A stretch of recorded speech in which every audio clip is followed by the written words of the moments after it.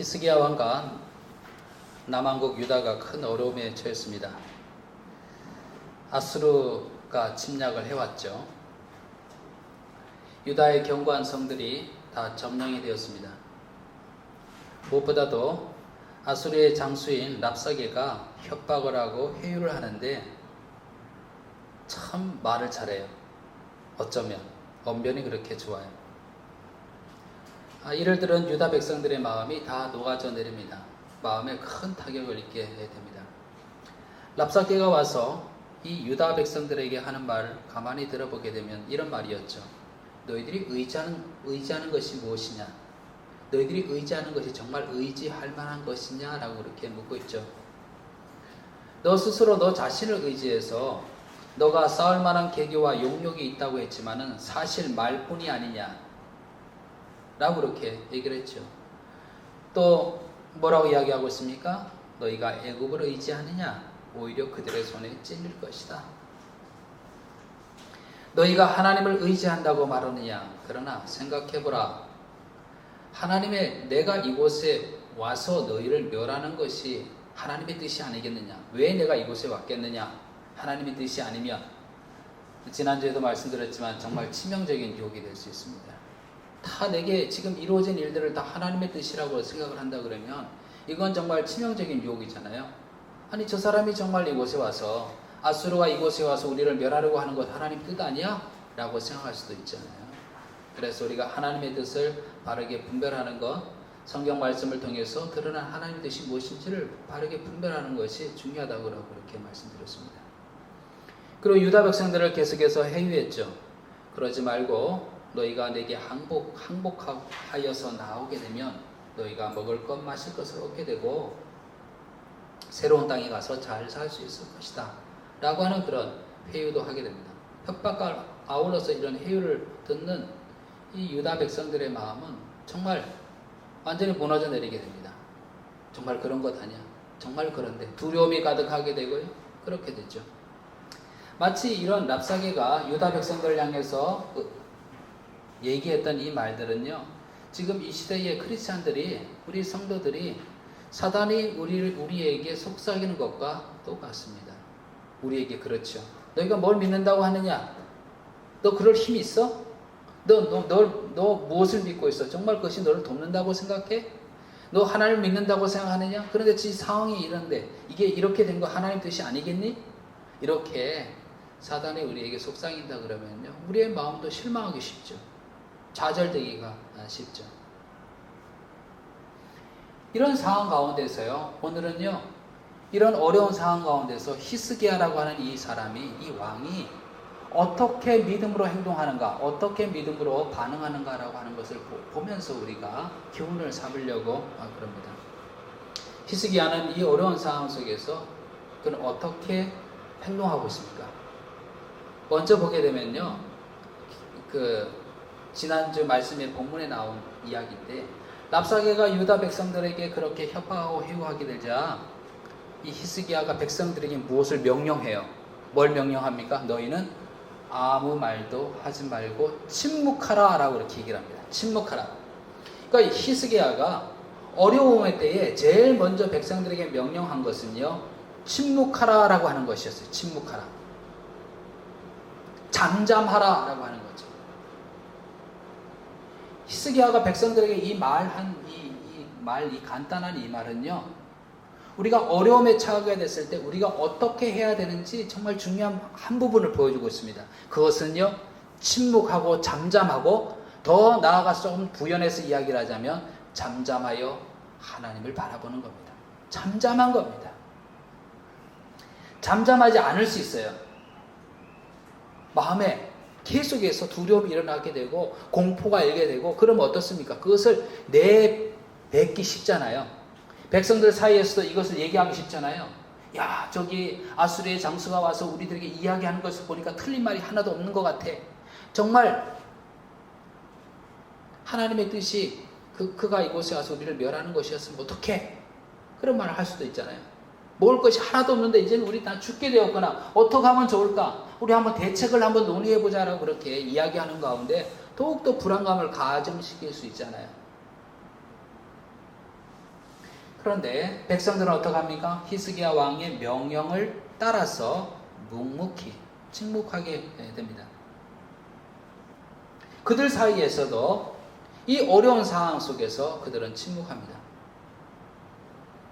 잠잠히 왕의 명령을 따랐을 뿐만 아니라 이후에 이어질 왕의 명령을 기다리고 있는 것을 보게 됩니다.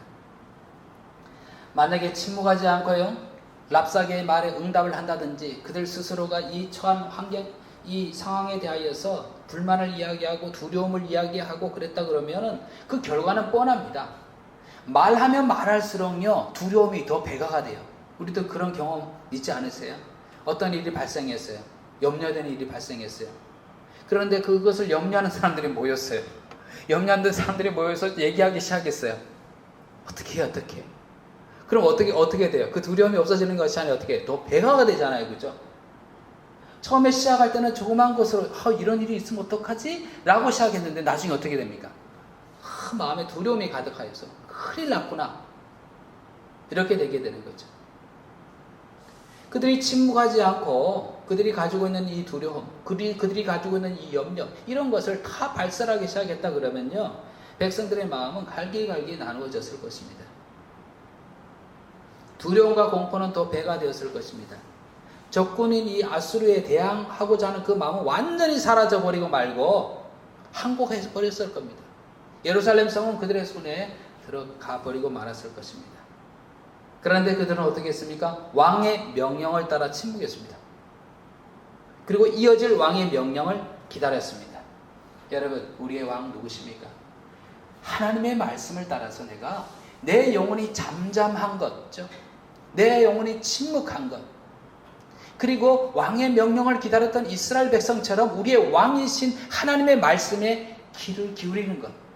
하나님 말씀이 나로 이 상황 속에서 어떻게 하라고 말씀하시는가라고 하는 그것에 귀를 기울이는 것. 이것이 너무나 중요하죠. 이스라엘 백성들이 출애굽하였을 때에 하나님의 구원의 역사로 인하여서 그들이 출애굽하였을 때에 오다 보니까 어디에 이르렀습니까? 홍해에 이르렀습니다. 앞에 장애물이 놓여 있는 거죠. 그것에 그치는 것이 아니라 이 이스라엘 백성을 내보낸 것을 후회한 이 바로가 다시 그의 군사를 보내어서 잡으러 오잖아요. 뒤에는 애굽의 군사들이 이스라엘 백성을 잡으러 오고 앞에는 홍해가 가로막혔습니다. 사람들이 어떻게 해서 술렁거리기 시작하죠. 우리가 어떻게 하면 좋을까? 사람들 사이에 두려움이 가득합니다. 불안함이 가득합니다. 우리가 여기서 다 죽게 되었구나. 앞으로 나가자니 물속에 수장되어서 죽겠고 뒤에 애굽 군사들이 쳐들어오는데 우리를 잡으러 오는데 꼼짝없이 우리가 죽게 되었구나. 바로 이것이 우리의 무덤이 되겠구나라는 그런 마음을 가지게 된 거죠. 모세가 이야기하지 않았다면, 모세가 하나님께서 그에게 주신 말씀을 대변하여서 말하지 않았다 그러면 백성들 마음속에는 자포자기한 마음, 한숨과 불평, 원망소리, 반란의 소리들로 가득했을 것입니다. 그런데 그때에 모세가 하나님께 말씀을 받아서 한 이야기가 뭡니까? 어떤 말을 백성들에게 선포하고 있습니까? 모세가 백성에게 이르되 너희는 두려워하지 말고 가만히 서서 여호와께서 오늘 너희를 위하여 행하시는 구원을 보라. 너희가 오늘 본 애굽 사람을 영원히 다시 보지 아니하리라. 여호와께서 너희를 위하여 싸우시리니 너희는 가만히 있을지니라. 모세를 통하여서 선포된 하나님의 말씀, 왕이신 하나님의 말씀에 그들이 순종하여서 잠잠히 하나님께서 그들을 위해서 어떤 일을 행하는가 보게 될 때에 어떤 일이 벌어졌습니까? 잘 알고 있지 않습니까? 정말 생각지도 못했던, 상상할 수 없던 일이 일어났습니다. 홍해가 갈라지게 되는 거죠. 완전히 더 나아갈 수 없는 막다른 길이라고 생각됐던 그 홍해가 갈라져 길이 생기게 됐죠. 꼼짝없이 그들의 손에 잡혀 죽겠다라고 생각했던 이 애국 군사가 그 홍해에 들어와서 수장되어서 죽는 일을 보게 되었습니다. 시편 46편 10절에도 뭐라고 이야기하고 있습니까? 이르시기를 너희는 가만히 있어 내가 하나님 됨을 알지어다. 내가 문나라 중에서 높임을 받으리라. 내가 세계 중에서 높임을 받으리라 하시는도다. 여러분, 닥친 어려움에, 우리의 삶 속에서 닥친 어려움에 우리는 어떻게 할 것입니까? 그 두려움을 이야기하면서, 사람과 이야기하면서 계속 그 두려움을, 불안을 증폭시킬 수 있죠. 그러나 히스기야를 통하여서, 또 히스기야의 말에 순종해서 했던 이 백성들의 모습을 보면서 우리는 뭘 깨닫습니까? 어려울 때에 침묵하는 겁니다. 나의 입술을 통해서 두려움과 원망과 불평의 말을 쏟아내지 아니하고 우리의 아버지 대신, 우리의 왕 대신 하나님의 말씀을 따라서 내 영혼이 잠잠히 여호와 하나님을 바라보리로다 라는 그 고백 속에서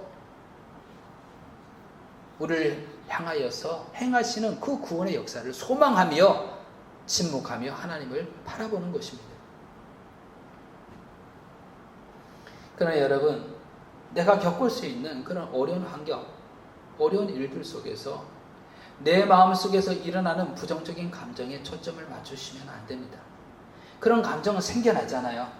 여러분, 정말 아무 근심 없이 한 톨에 아무 근심 없이 너무 좋다라고 생각된 시간에는요, 우리 인생에서 그렇게 많지 않아요. 그죠? 너무 좋다라고 생각됐다가도 어떻게 합니까? 내 마음속에 들어오는 부정적인 감정들이 있잖아요. 두려움과 불안이 있고 뭔가 실체가 없는데도 불구하고 내가 가지는 그런 불안이 있잖아요. 미래에 대한 생각에서 들어오는 그런 부정적인 감정들이 있잖아요. 그런데 그런 누구나 다 이런 감정들은 들 수 있으나 중요한 것은 뭡니까? 그 감정에 내가 함몰되지 않는 겁니다. 그 감정에 빠져들지 않는 겁니다. 거기에 초점 맞추지 않는 겁니다. 어디에 초점 맞추는 겁니까? 홍해 앞에서 말씀하셨던 하나님의 말씀과도 같이도 우리 자녀들, 우리들에게 말씀하시는 하나님의 말씀에 초점 맞추는 겁니다. 그리고 내 영혼이 잠잠히 하나님을 바라보는 것입니다. 하나님께서 행하실 일을 기대하는 것입니다. 여기에 초점 맞추는 겁니다. 주의 말씀에.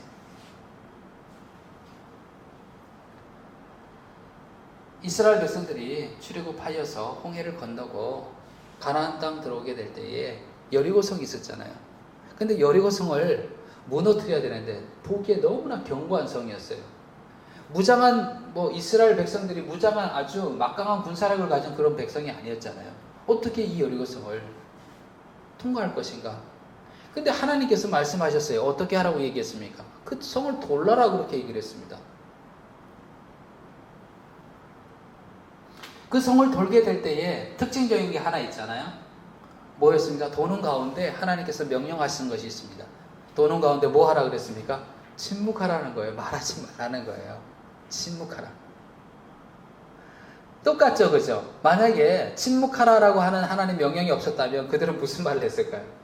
여기저기서 투덜대는 소리가 나왔겠죠. 이렇게 돈다고 무너지냐? 말도 안 되는 소리지. 그들은 침묵하면서 계속해서 하나님께서 하신 그 명령에 집중하게 되었습니다. 6일 동안 돌 때 백성들의 마음이 어땠을까요? 하루 이틀 시간이 지나갈수록 변한 게 있어요. 하나도 변한 게 없잖아요. 그러나 침묵하면서 하나님께서 그들에게 주신 명령에 집중했습니다. 그리고 마지막 7일 때에 7바퀴를 돈 후에 똑같이 하나님께 주셨던 말씀에 따라서 그들은 외쳤습니다.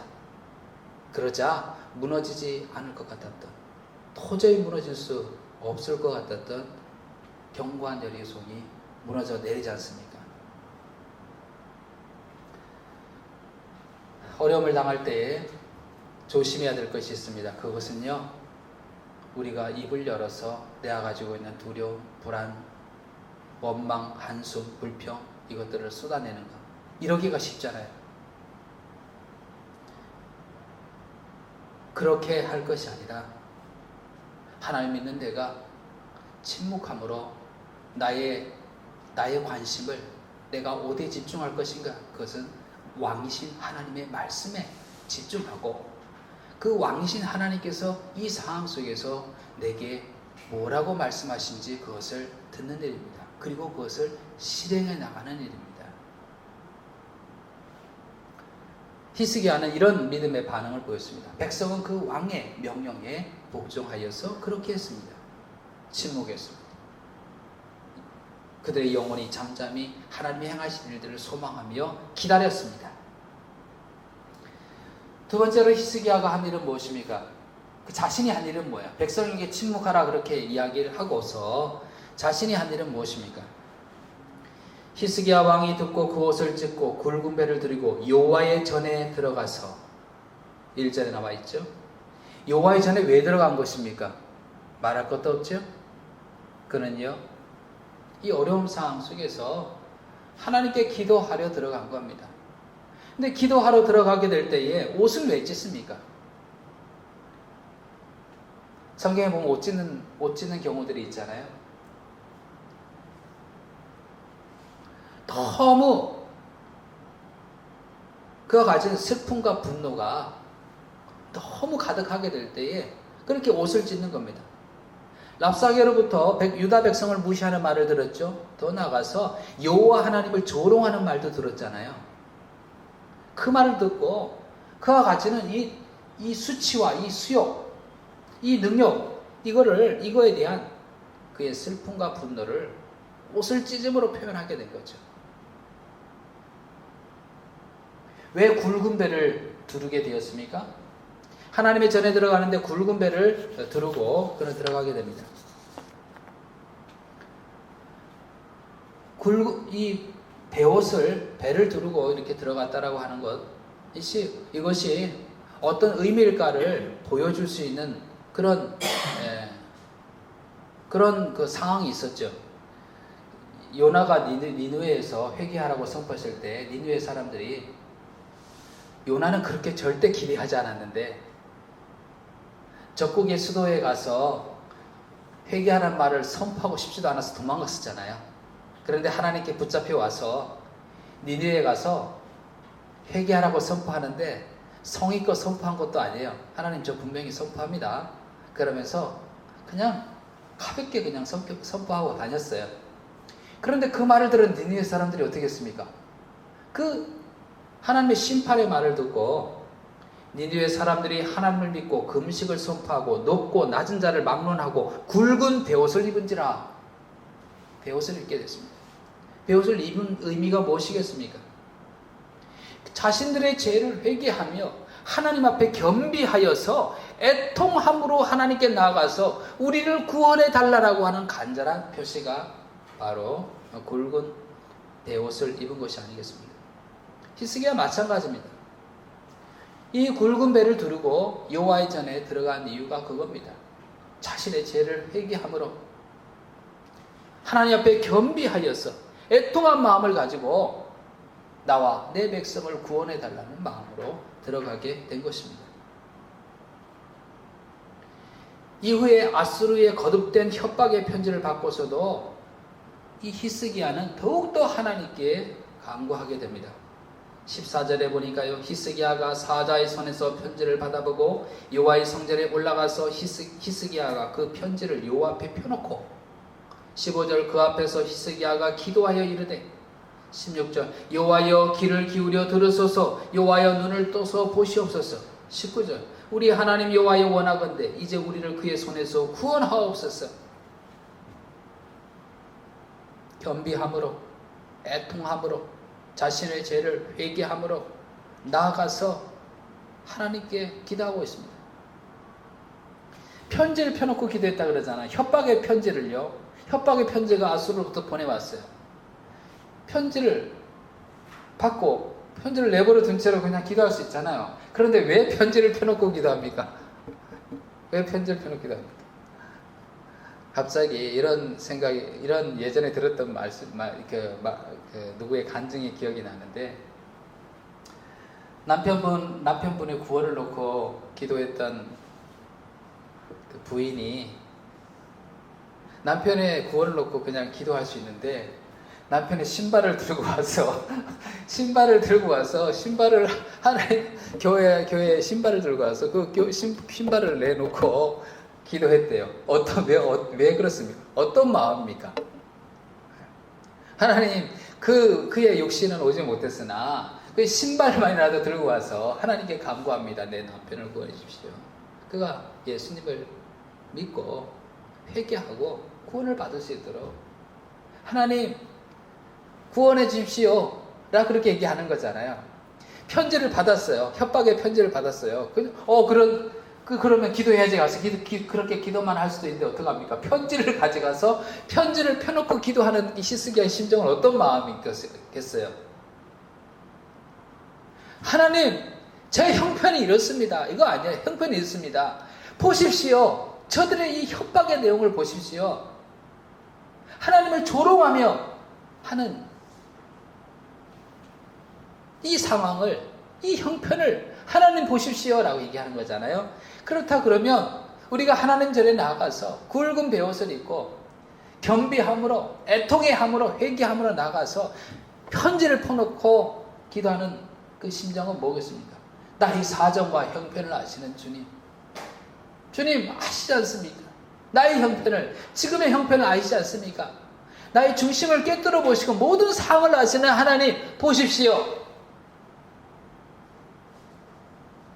저희를 구원해 주세요.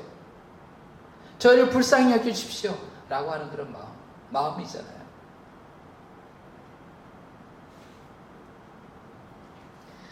성경에서 기도하라는 얘기는 많이 있죠. 그죠? 기도하라라고 많이 얘기하죠.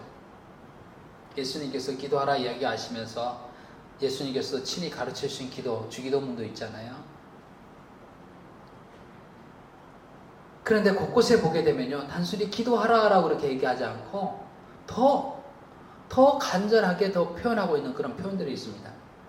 시편 51편 17절에 보니까요, 하나님께서 구하시는 제사는 상한 심령이라. 하나님이여 상하고 통회하는 마음을 주께서 멸시하지 아니하시리다. 상하고 통회하는 마음, 그 상한 심령으로 나가서 하나님께 기도하라, 하나님께 나아가라 라고 말씀하고 있죠. 시편 62편 8절에 대요, 백성들아 시시로 그를 의지하고 그의 앞에 마음을 토하라. 하나님은 우리의 피난처시로다. 마음을 어떻게 하라고요? 토하라. 마음을 토하는 기도 상상이 되잖아요. 그죠? 토하는 기도가 상상이 되잖아요. 기도할 때 하나님 아버지, 전지전능하신 하나님 아버지, 하나님은 살아계시고 하나님 역사하시고 이렇게 덤덤하게 기도할 수도 있죠. 그렇죠? 그런데 어떤 때는 어떻습니까? 마음을 토하며 기도할 때, 마음을 토하며 아버지, 마음을 토하며 기도할 때가 있잖아요. 마음, 상한 심령, 그 애통하는 마음을 가지고 기도하잖아요. 마음을 토하라.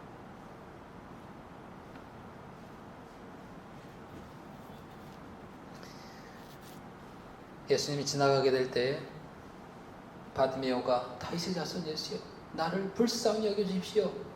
주변 모든 사람들이 말리게 될 때에 턱 소리를 높여서 다윗의 자손 예수여 저를 불쌍히 여겨주십시오. 마음을 토하면서 예수님의 이름 부르는 거죠. 여러분 어려울 때에 우리의 마음이 상한 마음이 되어지고 주님의 이름 부를 때 마음을 토하며 기도하는 겁니다. 우리의 믿음 생활에서 사실 이런 기도라는 것이 없으면, 마음을 토하는 기도라고 하는 것이 없으면 우리의 믿음이라고 하는 것은 그냥 지식에 불과할 수 있습니다. 그냥 듣고 그것이 내가 정말 그렇게 믿는 것처럼 그렇게 생각하며 생각으로만 존재하는 것일 수 있어요.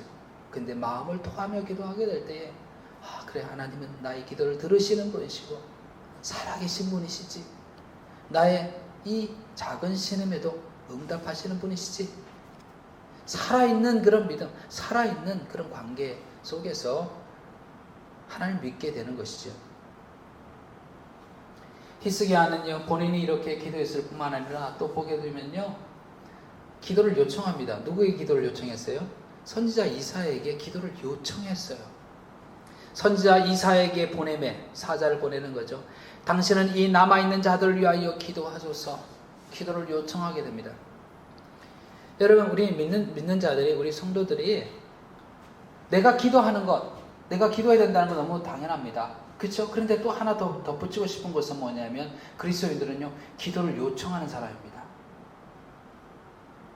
여러분 주변에 기도 요청하기를 잘하는 분이 계시잖아요. 그죠? 기도해 주세요. 기도해 주세요. 그래서 혹시 이런 마음을 가졌을지도 몰라요. 저분은 자기가 기도하면 되지. 왜 자꾸 모든 만나는 사람한테 기도해 달라고 그러는가? 왜 기도를 요청하는가? 이럴 수 있잖아요. 그런데 우리가 성경을 보면서 뭘 깨닫습니까? 우리는요, 기도하는 사람이자 뭐예요? 기도를 요청하는 사람인 거예요. 서로 기도해 주길 요청하는 사람인 거예요. 어떻게 보면 나만 기도하겠다, 기도 요청하자고 나만 기도하겠다라고 하는 것은 어쩌면 교만일 수도 있고, 어쩌면 더 간절하지 않아서일 수도 있고, 그런 거죠. 기도의 능력을 믿지 않은 것일 수도 있고, 그런 것일 수 있다는 얘기예요. 기도를 요청한다라고, 이 기도 요청을 들었을 때 어떤 생각이 들어요? 나는 이렇게 기도한다고 해서 정말 하나님 들어주실까? 이런 생각을 하면서도 어떤 생각이 들어요? 그 사람은 나를 믿고 기도가 정말 이루어질 줄로 믿고 요청하는구나 라고 하는 그런 생각이 들잖아요. 나 같은 사람에게도 이렇게 기도를 요청해서 기도해 달라 그러다니, 이런 생각이 들 때 있잖아요. 우리는 기도하는 자이자 기도를 요청하는 사람입니다. 우리는 서로를 위해서 기도하는 사람입니다. 예수님께서 우리의 중보가 되셨잖아요. 마찬가지로 예수님은 우리들도요, 중보자로 서는 겁니다.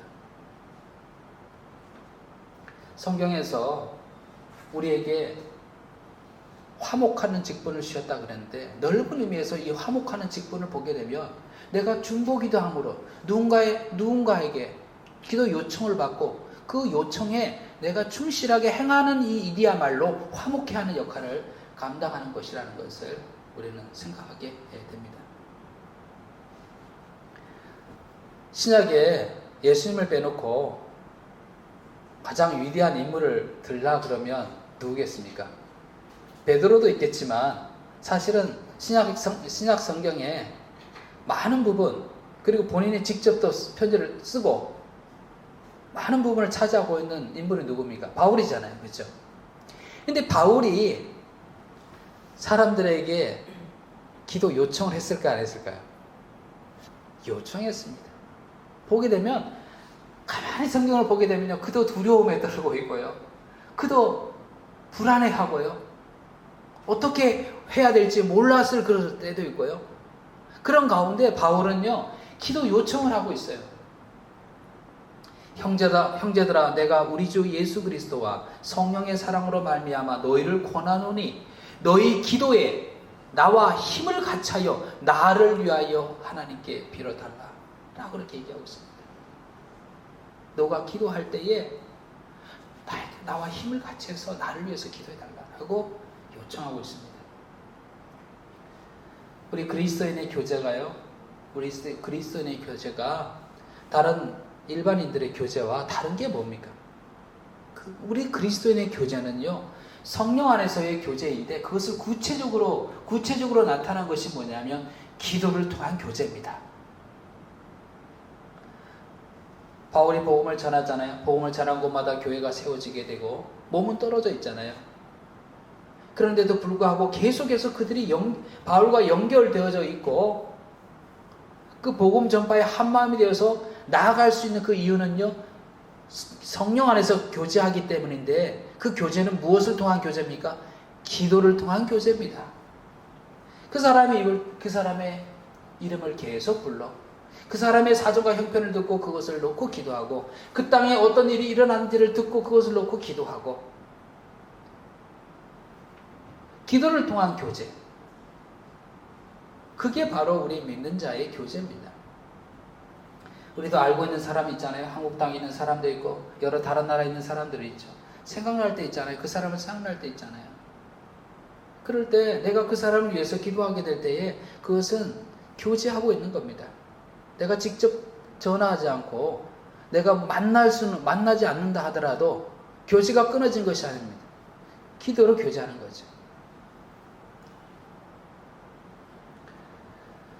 지난번 언제 제가 말씀을 하다가 제가 첫 목회 때 만났던 어느 권사님에 대해서 이제 제가 기억하실지 모르겠지만 권사님에 대해서 말씀드렸는데 권사님이 돌아가셨거든요. 돌아가셨는데 그 따님이 또 권사님이신데 그 따님이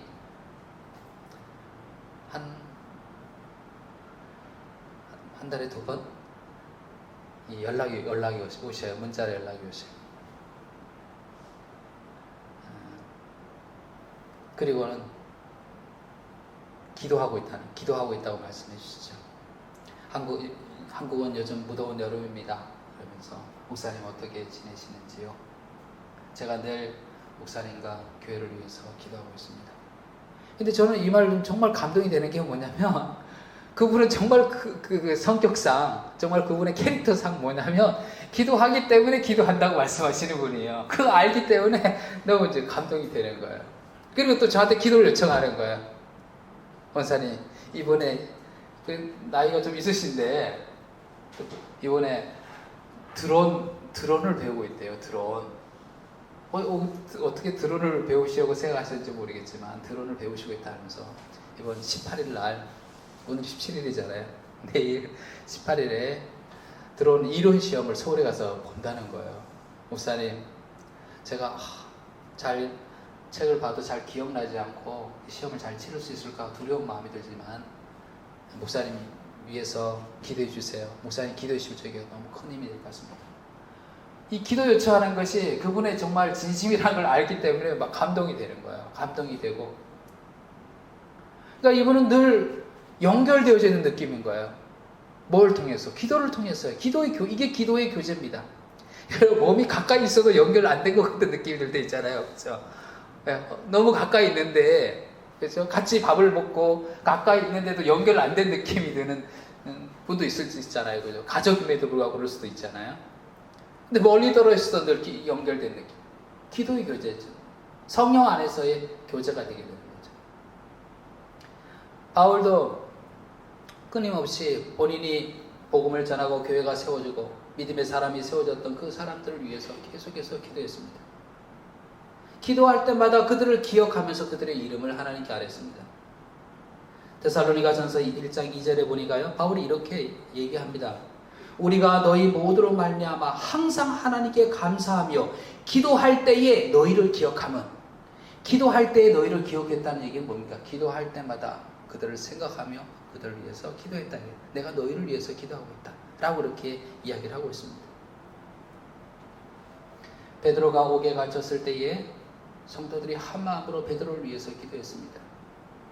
한 마음으로 이 베드로를 위해서 기도하게 될 때에 그 베드로가 있던 그 감옥 속에서는 어떤 일이 일어났습니까?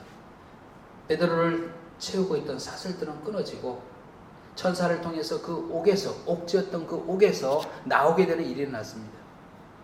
우리가 기도를 요청하며 서로를 위해서 기도하게 될 때에 우리를 얽매고 있던 사슬들이 끊어지고 우리를 옥지였던 감옥에서 해방되는 일들이 우리에게 일어난다라고 하는 겁니다.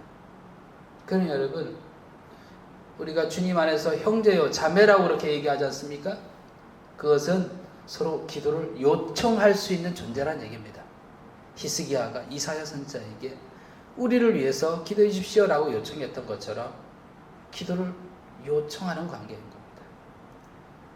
누군가 여러분에게 기도를 요청한다 그러면 그것은 정말 여러분과 가까운 사이인 겁니다. 여러분과 그런 성령 안에서 교제를 원하고 또 그렇게 교제 속에 살아가는 사람인 것입니다. 우리도 누군가에게 기도를 요청하고 기도로 서로 연결되어져 있고 그렇게 같이 합력해서 하나님께 기도하는, 그렇게 될 때 우리를 얽매였던 사슬들이 끊어지고 우리를 옥지였던 감옥에서 해방되는 역사가 일어나는 그 일을 계속해서 볼 수 있는 그런 우리가 되기를 간절히 소원을 드립니다. 이렇게 히스기야는 협박의 편지를 하나님 전에서 펴놓고 하나님께 기도하는 기도의 사람이었는데, 좀 더 보게 되면요, 기도할 때에 낙심하지 않고 끝까지 인내함으로 기도했던 모습을 보게 됩니다. 선자 이사야에게 기도를 부탁했다 그랬잖아요. 이사야가 응답을 받았습니다. 이사야가 응답을 받았다면, 응답을 받고 그 응답을 히스기야에게 얘기했다면 이것이 이루어지겠습니까? 안 이루어지겠습니까? 당연히 이루어지리라고 하는 그런 생각을 가지게 되잖아요. 이 말에 소망을 가지게 되잖아요. 히스기야가 어떤 응답을 주게 되냐면, 이사야가 어떤 응답을 히스기야에게 주게 되냐면 이렇게 응답을 전해줍니다. 이사야가 그들에게 이르되 너희는 너희 주에게 이렇게 말하라. 여호와의 말씀이 너는 아수르 왕의 신복에게 들은 바 나를 모욕하는 말 때문에 두려워하지 말라. 내가 한 영을 그의 속에 두어 그로 소문을 듣고 그의 본국으로 돌아가게 하고 또 그의 본국에서 그에게 칼에 죽게 하리라 하셨느니라 하더라. 이 아수르 왕이 사람을 보내서 너를 협박하고 나를 모욕하는, 여호와를 모욕하는 그 말에 대해서는 두려워할 필요 없다. 내가 한 영을 보내서 소문을 났게 하고 또 그는 소문을 들어서 본국으로 돌아가는데 그 본국에서 죽을 거다 라고 하는 말씀 주신 거예요. 아수르 왕이 죽을 거다. 이 말을 전해 듣는 히스기야가 마음의 위로를 가졌겠죠. 그런데 이 응답의 상황이, 응답의 말씀을 들었으면 그대로 이루어져야 되잖아요. 여러분, 내가 몸이 아파서 병원에 갔는데 의사 선생님이 말씀하시기를 당신이 이런 것 때문에 몸이 아프니 이번 주사를 맞고 약을 먹으면 내일부터 좋아질 겁니다 라는 말을 들었어요. 와, 내가 드디어 몸이 좋아지겠구나 하고 집에 와서 밥을 꼬박꼬박 챙겨 먹으면서 밥이 잘 안 들어감에도 불구하고 약을 먹기 위해서 밥을 먹고 약을 먹고 그랬어요. 하루가 지났어요. 그런데 정말 그 의사의 말이 위로가 되고 아주 힘이 됐는데, 이게 하루가 지나면 그 몸에서 반응이 와야 되잖아요. 하루가 지났는데, 이틀이 지났는데 반응이 없으면 어떻게 되겠어요? 의사의 말에 신뢰를 못하게 되죠. 마찬가지로요, 이 이사야를 통하여서 주신 말씀이 분명히 하나님께서 이 아수르의 왕으로 하여금 돌아가게 하고 그의 본국에 가서 그는 죽을 것이라고 얘기했는데, 돌아갈 기미가 보여야 되는데 아수르 왕이 또 사자를 보냈어요. 야, 이제 돌아가려나? 만났어요. 사자가 뭐라고 얘기를 하는지 아십니까? 다시 히스기야에게 사자를 보내며 이르되 너희는 유다의 왕 히스기야에게 이같이 말하여 이르기를 너가 믿는 내 하나님이 예루살렘을 아수르 왕의 손에 넘기지 아니하겠다 하는 말에 속지 말라. 하나님 말을 믿지 말라는 거죠. 속지 말라 이러면서 아수르의 여러 왕이 여러 나라에 행한 바 진멸한 일을 내가 들었나니 너가 어찌 구원을 얻겠느냐. 계속 해왔던 대로 어떡합니까? 그 협박은 계속되어지고요, 그 압박은 더 심해지는 것을 보게 됩니다. 분명히 이사야를 통하여서 하나님께서 구원해 주시겠다고 그렇게 말씀하셨는데 실제로 현실에서 내가 겪는 일은 어떻습니까? 더 힘들고 더 압박이 되고 더 나아지지 않는 거예요. 더 힘들게 만드는 거예요. 하나님에 대해서도 의문을 들게 만들고 믿음을 떨어뜨리게 하고 그렇죠. 그런데 히스기야는요, 이렇게 거듭되어진 협박과 해옥 속에서도 기도하기를 포기하지 않습니다. 지금 당장 응답되지 않는 것 같아도 그것 때문에 낙심하지 않습니다. 낙심하지 않고 끝까지 기도하게 됩니다. 상황이 악화돼도 끝까지 기도하게 됩니다. 어떻게 끝까지 기도할 수 있을까? 지금 상황이 더 나빠지는데 어떻게 끝까지 더 기도할 수 있을까? 우리도 똑같잖아요, 그렇죠? 우리가 뭔가를 위해서 기도하는데 어려움을 당할 때에 내가 기도하는데 상황이 나아지지 않고 더 나빠지는 것 같아. 근데 어떻게 더 끝까지 기도할 수 있을까? 히스기야의 기도를 보게 되면 이렇게 그가 고백하면서 기도합니다. 이스라엘의 하나님 여호와여, 주는 천하 만국의 홀로 하나님이신지라. 주께서 천지를 만드셨나이다. 이렇게 선포하는 이 히스기야를 보면서요, 뭘 생각하게 되냐면, 그가 끝까지 기도할 수 있는 힘이 뭐냐면 하나님이 어떤 분이신가를 생각하는 겁니다. 하나님은 천지를 창조하신 분, 창조주라는 것 확인하는 겁니다. 우리가 기도가 응답되지 않고 지체될 때에 낙심하지 않을 수 있는 비결은 뭐냐면 하나님이 어떤 분임을 확인하는 겁니다. 다시 확인하는 겁니다. 그래, 하나님은 창조의 하나님이시지. 주께서 천지를 만드셨지. 살아계신 분이시지. 그들이 신이 아니요 사람의 손으로 만든 것 곧 나무와 돌뿌림으로 멸하였나이다. 우상, 그들이 믿는 우상은 두려워할 존재가 아니라는 것을 다시 한번 확인하면서 하나님이야말로 참신이라고 하는 것을 다시 확인하는 겁니다. 하나님이 어떤 분임을 다시 확인하게 될 때에 포기하지 않고 낙심하지 않고 계속해서 기도할 수 있는 겁니다. 그래서 히스기야는 상황도 나빠지는 것 같아도 그것 때문에 낙심하지 않고 계속해서 기도할 수 있었습니다. 우리 하나님이여, 원하건대 이제 우리를 그의 손에서 구원하옵소서. 그리하시면 천하 만국이 주 여호와가 홀로 하나님이신 줄 알리이다. 하나님이 어떤 분임을 확인하게 될 때, 거듭 확인하게 될 때에 하나님이 이 구원의 역사를 이루어 가시고 영광을 받으실 분임을 그는 선포하면서 기도하고 있습니다.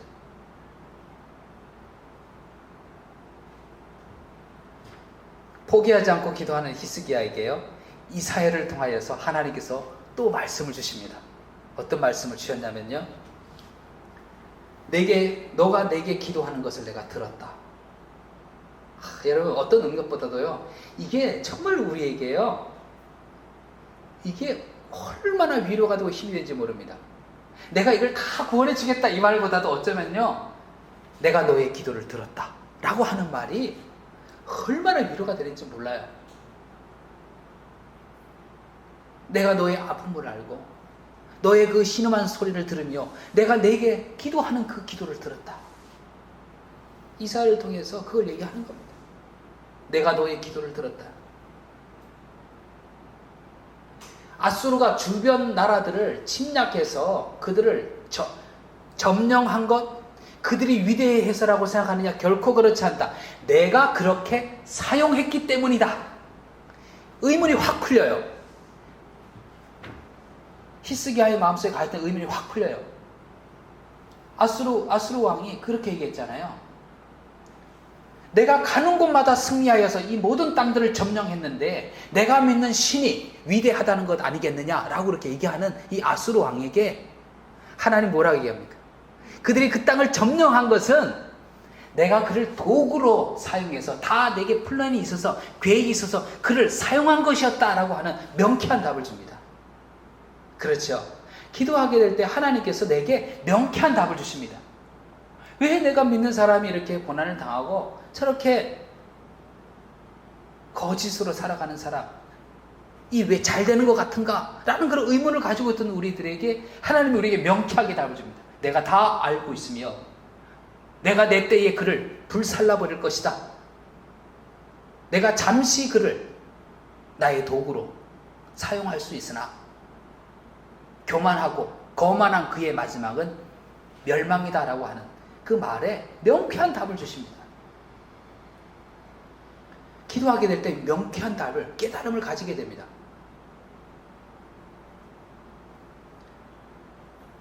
아수르가 내가 그를 사용하여 주변 나라의 죄에 대해서 심판했지만은 그 아수르의 그 나에 대한 모욕과 교만함으로 인해서 그들은 비참한 지경에 이를 것이다. 3년 이내에 이 황폐한 이곳이 회복되게 될 것이다. 아수르는 이 성에 이르지 못하고 이리로 화살을 쏘지 못하고 방패를 성을 향하여 세우지 못하며 치려고 토성을 쌓지도 못하고 오던 길로 돌아가고 이 성에 이르지 못하리라 라고 이사야를 통해서 말씀을 주십니다. 상황이 바뀌지 않는 것 같아도 낙심하지 않고 계속해서 기도할 수 있는 비결, 하나님이 어떤 분이신지를 우리가 다 확인하는 거죠. 그럴 때 하나님은 우리들에게 깨달음을 주십니다. 당장 지금의 상황을 보는 그런 좁은 시야에서 시야를 넓혀서 하나님이 내가 보이지 않아도 하나님이 어떤 일을 행할 것인지에 대한 비전을 내가 가지는 겁니다. 상황이 이래도 하나님은 어떻게 행해 가실 것이라고 하는 그런 꿈을, 그 비전을, 그 계획을 우리는 마음에 확신하게 되는 겁니다. 마음에 새 소망이 일게 되는 것이죠.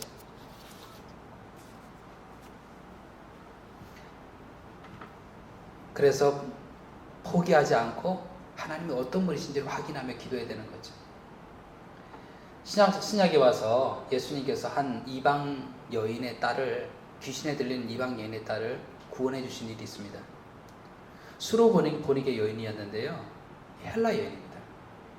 그 여인이 귀신 들린 딸을 예수님께 데리고 와서 제 아이가 귀신 들렸습니다, 고쳐주십시오 그랬더니 예수님이 뭐라고 말씀하셨냐면, 나는 유대인들을 위해서, 나의 백성을 위해서 보냄을 받았다 라고 그렇게 얘기를 하고, 좀 더 나가서 뭐라 그러냐면, 자녀를 위하여서 차린 이 상의 음식을 개들에게 줌이 마땅치 않다라고 그렇게 얘기를 했어요.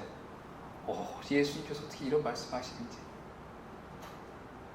그런데 이 수로보니게 여인은 뭐라 그러냐면, 주님, 당신의 말이 맞습니다. 하지만 개들도 주인의 상에서 떨어지는 음식의 부스러기를 먹지 않습니까?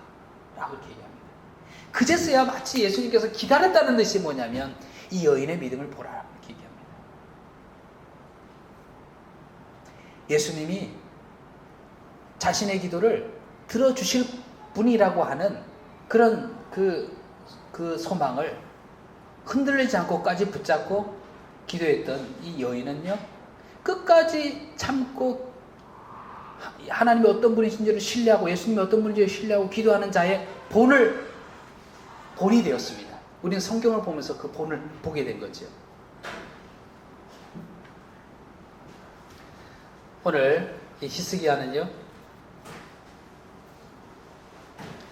아수르의 침략으로 인해서 어려움을 당하는 가운데 어떻게 했습니까? 침묵하며 잠잠히 하나님을 바라봤습니다. 하나님의 전에 나아가서 기도하고 또 이사에게 기도를 요청했습니다. 기도하게 될 때 상황이 바뀌지 않는 것 같아도 그것으로 인하여서 낙심치 아니하고 끝까지 기도했습니다. 하나님이 어떤 분이신지를 확인하고 계속해서 기도했습니다. 이 기도의 끝에 어떤 일이 일어났습니까? 하룻밤에요, 하나님께서 그 사자를 아수르 진영으로 보낸 즉 그 군사 18만 5천 명이 하루아침에 성장이 되고 합니다. 하나님이 전염병을 보내시면 끝나는 거죠. 18만 5천 명이 성장이 되게 됩니다. 군사들이 이렇게 죽어버렸으니 아수르 왕이 어떻게 되겠습니까? 돌아갈 수밖에 없는 거죠. 이사를 통해서 하나님의 약속을, 응답의 말씀을 주셨던 것처럼요, 본국으로 돌아갈 수밖에 없는 거죠. 본국으로 그가 돌아갔잖아요. 성경에 보게 되면요, 그가 그의 우상을 섬기는, 우상께 제사를 드리는 그때, 그 시간에 자신들의 아들들에 의해서 살해를 당합니다. 어떻게 됐습니까? 이사야를 통해서 주신 하나님의 말씀이 그대로 성취된 것을 보게 됩니다.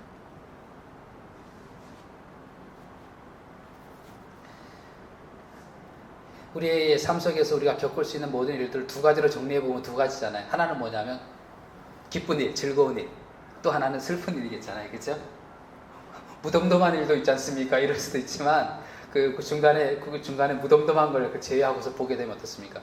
기쁘거나 아니면 슬프거나 그러잖아요. 여기에 대해서요, 이 상황에 처할 수 있는 우리들에게 대해서 말씀은요, 딱 간단 명료하게 얘기를 해주고 있어요. 너희 중에 고난당한 자가 있느냐? 그는 뭐 할 것이요? 기도할 것이요. 즐거워하는 자가 있느냐? 그는 뭐 할 것이요? 찬송할지니라. 우리의 삶이 복잡한 것 같아도 이거죠. 고난당하고 어려울 때는 뭡니까? 하나님 기도하고, 내게 즐거운 일이 있을 때는, 기쁘고 즐거운 일이 있을 때는 하나님을 찬양하는 일입니다. 찬양과 기도. 이게 우리 그리스도인의 삶이죠. 아주 단순합니다. 아주 담백합니다. 오늘 히스기야가 보였던 믿음의 본을 보시면서 어려움을 당할 때, 우리 인생에서 고난의 때가 없지 않아서 피할 수가 없잖아요. 겪게 되잖아요. 어려울 때가 있습니다. 그럴 때에 히스기야를 생각하시면서 우리의 입이 원망과 불평으로 입을 여는 것이 아니라 내 영혼이 잠잠히 여호와를 바라보는 왕이신 하나님의 말씀에 따라서, 또 하나님께서 말씀하신 그 말씀에 귀를 기울이며 그 말씀에 따라 행해갈 수 있는 그런 우리가 되기를 바라고요. 히스기야가 편지를 펴놓고 하나님께 기도했던 것처럼 우리의 모든 사정과 형편을 하나님께 아뢰며, 또한 기도를 요청하며 함께 그 기도의 교제 속에서 함께 기도할 수 있는 여러분 되시길 바라고, 또 기도할 때에 내 상황이 좋아지지 않는 것 같은 그런 상황 속에서도 낙심하지 않고 인내함으로 하나님께서 그 말씀을, 약속하신 그 말씀을 성취해 나가시는 그 일을 볼 수 있는 그런 우리가 되기를 바랍니다. 열왕기하 19장 31절에 보게 되면요, 이 예루살렘을 구원하시는 하나님, 또 회복하시는 그런 하나님의 말씀을 이야기하면서 이렇게 얘기하고 있습니다. 남은 자는 예루살렘으로부터 나올 것이요, 피하는 자는 시온산으로부터 나오리니 여호와의 열심히 이 일을 이루리라 하셨나이다 하니라. 여호와의 열심히 이 일을 이루리라 라고 얘기했습니다. 기도할 때에 여호와의 열심히 우리에게 응답의 역사를 이루실 것입니다. 어려울 때에 기도의 자리로 나아가실 수 있는 그런 저와 여러분이 되기를 간절히 축원합니다.